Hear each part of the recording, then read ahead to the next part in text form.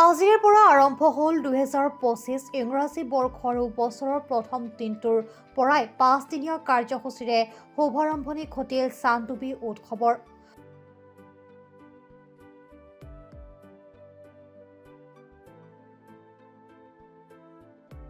প্ৰথমটো দিনতে সমাগম ঘটিল হেজাৰ হেজাৰ লোকৰ। ঐতিহ্যময় চানডুবিৰ বাকৰিত আজিৰে পৰা আৰম্ভণি হ'ল চানডুবি উৎসৱৰ। ৰাভা জনজাতীয় কৃষ্টি সমাহাৰেৰে উজ্বলি উঠিল চানডুবিৰ বাকৰি।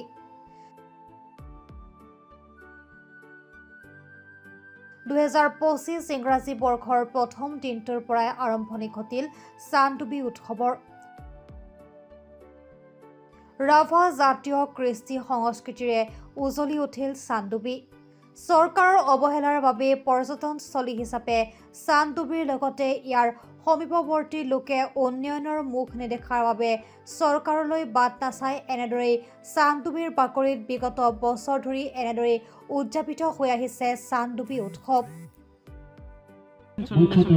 আজিৰ পৰা 5 দিন হ'ব, 5 তাৰিখলৈকে 5 দিন। কি ক'ব আমাৰ পৰ্যটকসকলক ক'ম যে চানডুবিলৈ আহক। চানডুবি যে উৎসৱ, এখন উৎসৱেই নহয়, এই প্ৰকৃতি সুৰক্ষাৰ কাৰণে এখন আন্দোলন। ইয়াত আমি 2010 বৰ্ষৰ পৰা আৰম্ভ কৰি আজি 15 সংখ্যক চানডুবি উৎসৱ উদযাপন কৰিবলৈ সক্ষম হৈছোঁ। ইয়ালৈ আহক, ইয়াৰ যি প্ৰকৃতিৰ লগত সহবাস কৰক আৰু এটা ভাল মন লৈ উভতি যাওক। চানডুবি অস্তিত্ব ৰক্ষাৰ কাৰণে চানডুবি উৎসৱ আচলতে জন্ম। ইতিমধ্যে আমি বিভিন্ন বিভাগৰ লগত যোগাযোগ কৰিছোঁ আৰু চৰকাৰৰ সদিচ্ছা নিশ্চয় আছে।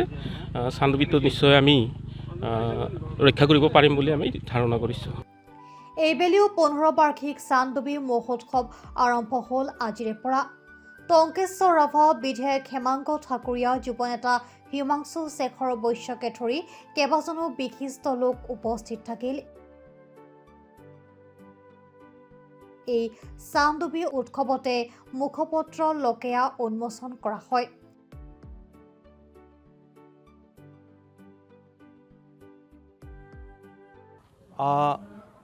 আজি প্ৰত্যেক বছৰৰ দৰে এই বছৰ আবাৰ 1 জানুৱাৰীৰ দিনাখন নৱবৰ্ষৰ প্ৰথমটো দিনত আমাৰ চানডুবি উৎসৱ আয়োজন কৰা হৈছে আৰু বিশেষকৈ ইয়াতে বাৰছুৰ উদ্যোগত আৰু স্থানীয় ৰাইজৰ উদ্যোগত আমাৰ এই চানডুবি উৎসৱ আয়োজন কৰা হয়।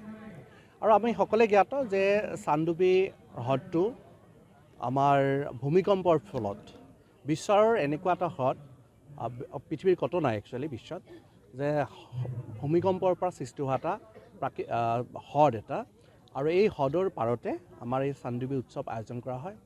আৰু চানডুবি উৎসৱৰ মহত্ব এইটোৱে যে ইয়াতে আমি স্থানীয় যিবিলাক আমাৰ সম্ভাৰ, খাদ্য, পোচাক, এই সকলোবিলাক উপস্থাপন কৰা হয়। লগতে অসমৰ বিভিন্ন জাতি জনগোষ্ঠীৰ যিবিলাক সংস্কৃতি, এই সংস্কৃতিৰ লগতে সাজ পোচাক, খাদ্য সম্ভাৰ সকলোবিলাক ইয়াতে আমাৰ চানডুবি উৎসৱৰ জৰিয়তে প্ৰদৰ্শন কৰা হয়। আমি চানডুবি হ্ৰদক লৈ বিশেষকৈ বহুখিনি আমাৰ পৰিকল্পনা হাতত লোৱা হৈছে। বিগত সময়ছোৱাত আমি চানডুবিক বিশেষকৈ ইয়ালৈ অহা যি ৰাস্তা আছিলে, এই ৰাস্তাটো ইতিমধ্যে মাননীয় মুখ্যমন্ত্ৰী মহোদয়ৰ পৃষ্ঠপোষকতাত নিৰ্মাণ কাৰ্য সম্পূৰ্ণ হৈছে, যিখিনি অসমমালাৰ জৰিয়তে আৰু লগতে বাকীখিনিও নিৰ্মাণৰ কাম সম্পূৰ্ণ হৈছে। চ' এইটো কাৰণে এতিয়া দেখিছোঁ যে ইয়াতে অহা পৰ্যটকৰ কোনো ধৰণৰ অসুবিধা হোৱা নাই। আগতে যিটো ট্ৰেফিক আছিলে, সেই ট্ৰেফিকটো এইবাৰ দেখিবলৈ পোৱা যোৱা নাই, নোহোৱা হৈছে। চ' এইখিনি এতিয়া পৰ্যটকে যথেষ্ট সুবিধা পাইছে। অনাগত দিনবিলাকতো আমাৰ ইয়াতে বিশেষকৈ IB যিটো আছে, IB2 ডেভেলপমেণ্টৰ কাম, লগতে আৰু ইয়াতে যাতে পাৰ্মানেণ্ট কিছুমান কাম কৰিব পাৰে তাৰ ব্যৱস্থা পৰিকল্পনা হাতত লোৱা হৈছে। প্ৰথমটো দিনতে বহুতো লোকৰ সমাগম ঘটে চানডুবিৰ বাকৰিত। এই চানডুবি মহোৎসৱতে চানডুবিৰ বুকুত নৌকা বিহাৰ, গাহৰি পোৰা, কেঁকোৰা পোৰা, মাছ পোৰা আদিকে ধৰি জনজাতীয় খাদ্য তথা সাজপাৰৰ সমাহাৰ ঘটিছে। লগতে ঘটিছে জনজাতীয় সংস্কৃতিৰ সমাহাৰ। নতুন বৰ্ষটিত আপুনিও এবাৰ আহক চানডুবিলৈ আৰু আহি চানডুবিৰ প্ৰাকৃতিক সৌন্দৰ্য উপভোগ কৰাৰ লগতে আমেজ লওক চানডুবি উৎসৱৰো। চাওক, চানডুবি উৎসৱতটো এই বছৰ নহয়, প্ৰত্যেক বছৰে ওতপ্ৰোতভাৱে জড়িত থাকোঁ আৰু এই বছৰ আমাৰ বাৰচুৱে আমাৰ ভোলাগাঁও আঞ্চলিক ৰাভা ছাত্ৰ সন্থাই কিছু মোক বিশেষ দায়িত্ব দিছিলে। সেই দায়িত্বসমূহ পালন কৰিছোঁ আৰু তেখেতসকলে আজি মোক যি মূল মঞ্চ চান্দ সদাগৰ মঞ্চ, এই মঞ্চখন মোক উন্মোচন কৰাৰ বাবে নিমন্ত্ৰণ জনাইছিলে। ৰাভা হাছং সাহিত্য পৰিষদৰ মুখ্য কাৰ্যবাহী সদস্য টংকেশ্বৰ ৰাভা ডাঙৰীয়াই আমাৰ এই ফেষ্টিভেলটো আজি উন্মোচন কৰে। তাৰ পিছতে মই মঞ্চখন উন্মোচন কৰোঁ। মই প্ৰত্যেক বছৰে আহোঁ চান্দুবি ফেষ্টিভেলত আৰু চান্দুবি সংৰক্ষণৰ কাৰণে আমি বিভিন্ন ক্ষেত্ৰত বিভিন্ন সময়ত বহুতখিনি পদক্ষেপ লৈছোঁ। এই বছৰো তেখেতসকলে কিছু কিছু কথা আমাক জনাইছে, যি চৰকাৰৰ লগত আলোচনা কৰিব আছে। বিভাগীয় মন্ত্ৰীক তেখেতসকলক সাক্ষাৎ কৰাই আমাৰ যি চান্দুবি যি লেক আছে, সেই লেকৰ পানীৰ লেভেলটো অলপমান ডাউন হৈ আছে লাহে লাহে। সেইটো আমি কেনেকৈ সংৰক্ষণ কৰিব পাৰোঁ, পানীৰ লেভেলটো কেনেকৈ আমি ৰাইজ কৰিব পাৰোঁ। আৰু লগত তেখেতসকলে কৈছে যে এখন চুইচ গেটৰ প্ৰয়োজন। বিভাগীয় কৰ্তৃপক্ষৰ লগতো আমি আলোচনা কৰিছোঁ। সন্মানীয় মন্ত্ৰীক আমি এটা নিমন্ত্ৰণ জনাইছোঁ, তেখেতক আহ্বান জনাম আমি বাৰচুৰ লগত লগ লাগি, যাতে তেখেতে ইয়াতে আহি এবাৰ এই পৰিৱেশটো চাই যাতে সংৰক্ষণ আমাৰ এই চান্দুবি লেকটো কৰিব পাৰে, তাৰে আমি প্ৰচেষ্টাৰে ভৱিষ্যতৰ দিনত আগবাঢ়িম।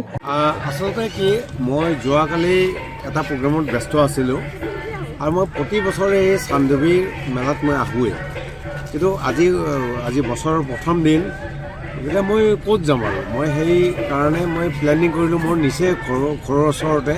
আজি হিমাংশুক লগ পালোঁ, সঁচাকৈ মোৰ খুব ভাল লাগিছে, মোৰ ভাইটিৰ দৰে হয়, গতিকে এনেকৈ উপভোগ কৰিছোঁ আৰু আজি চান্দুবি উৎসৱ কি ক'ব, উৎসৱত কি আহিব উপভোগ কৰিব? মই এতিয়া যাম। এতিয়া ইয়াত বোলে লোকেল মৎস্যটো পায়, খাম।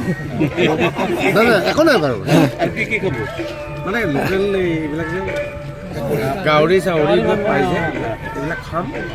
আৰু এই লোকেল চুলাইটোও পায় বোলে, অলপ টেষ্ট কৰিম আৰু এতিয়া নতুন বছৰ বুলি তোমাৰ অফিচৰ কিবা নতুন মই 15 তাৰিখৰ পিছত 3 তাৰিখে ৰিলিজ হ'ব।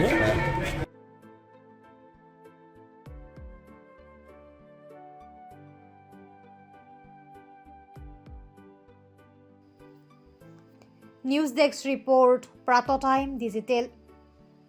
অসমৰ সংবাদ জগতখনৰ বাবে এক সুখবৰ। নৰূপ নসাজেৰে প্ৰায় 30 বছৰীয়া অভিজ্ঞতা পুষ্ট সাপ্তাহিক কবচ পুনৰ এবাৰ ৰাজ্যৰ মাজলৈ। স্বত্বাধিকাৰী প্ৰণীতা কলিতাৰ দ্বাৰা প্ৰকাশিত আৰু অমৰজ্যোতি প্ৰিণ্টাৰ্ছ, গুৱাহাটী কমাৰ্চ কলেজৰ বিপৰীত ফালে মুদ্ৰিত। আমাৰ ঠিকনা মুখ্য কাৰ্যালয় অসম ফৰেষ্ট স্কুল, হৰি মন্দিৰ পথ, গুৱাহাটী আৰু অস্থায়ী কাৰ্যালয় কলিতা মাৰ্কেট, বিজয়নগৰ, কামৰূপ, অসম। মোবাইল নং 9435114666 আৰু 7024722813। Mail ID probhatiahom@gmail.com।